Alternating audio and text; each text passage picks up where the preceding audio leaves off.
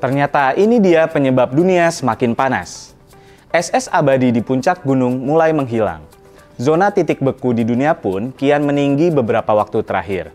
Penyebabnya, apalagi kalau bukan pemanasan global yang jadi biang keladi krisis iklim.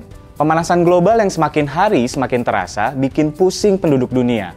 Bahkan, dampak dari pemanasan global menyebabkan hilangnya salju karena suhu yang semakin panas. Sebagai contoh, di bagian selatan Prancis, suhu mencapai 37 derajat Celcius sampai 42 derajat Celcius. Dua negara, Jepang dan Jerman, memiliki target jangka panjang dalam mengatasi pemanasan global. Kalau Indonesia gimana?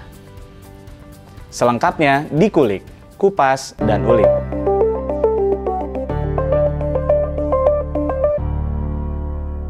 Pemanasan global atau meningkatnya suhu udara di permukaan bumi sudah berlangsung sekitar 1 abad. Semakin panasnya suhu bumi disebabkan karena pembakaran pengolahan bahan bakar fosil seperti minyak, gas alam, dan batu bara. Pengolahan atau pembakaran tersebut menyebabkan efek rumah kaca.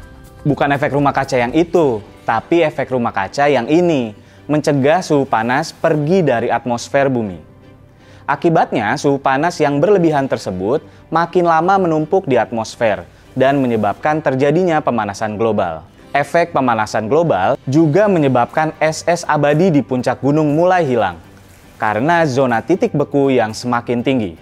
Menurut juru bicara Organisasi Meteorologi Dunia, Claire Nulis, tren gelombang panas terus berlanjut yang berdampak pada tingkat pembekuan di gletser atau bongkahan es raksasa dan hilangnya salju secara dramatis. Kalau pemanasan global menjadi masalah dunia, lalu bagaimana cara dunia mengatasinya? Jepang, negeri matahari terbit ini memiliki fokus jangka panjang terhadap pemanasan global.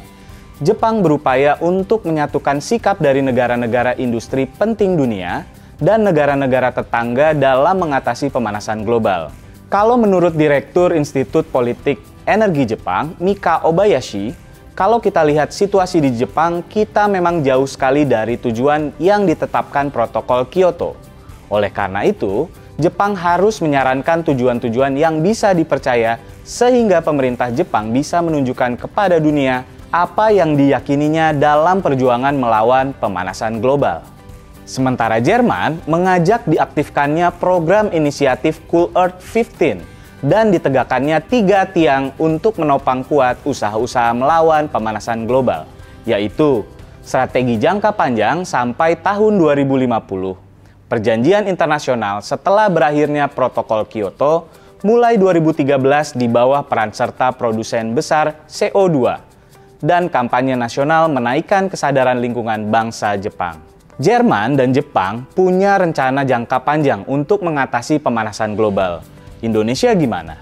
Salah satu penyebab meningkatnya suhu adalah karena pemanfaatan energi fosil. Maka dari itu, dalam kebijakan energi nasional, pemerintah Indonesia memprioritaskan energi yang lebih bersih, minim emisi, dan ramah lingkungan. Salah satunya dengan memanfaatkan energi baru terbarukan atau EBT yang pada tahun 2025 ditargetkan sebesar 23%. Indonesia juga mempunyai target jangka menengah atau di tahun 2030 bisa menurunkan emisi sebesar 358 juta ton CO2 dan jangka panjang dengan target Net Zero Emission atau NZE di tahun 2060 yang bisa lebih cepat jika mendapat dukungan internasional. Jadi, kalau sudah terasa makin hari makin panas, nggak hujan-hujan, artinya memang ada yang salah dari iklim dunia hari ini. Bukan cuma para pejabat pemerintahan di banyak negara yang memikirkan jangka pendek, menengah, dan jangka panjang untuk mengatasi pemanasan global, tapi bisa dimulai dari kita sendiri. Seperti memanfaatkan sumber energi terbarukan seperti angin, matahari, sampai air yang lebih sedikit atau tidak sama sekali mengeluarkan emisi. Kalau menurut Sobat Esensi, gimana soal pemanasan global? Coba kulik di kolom komentar.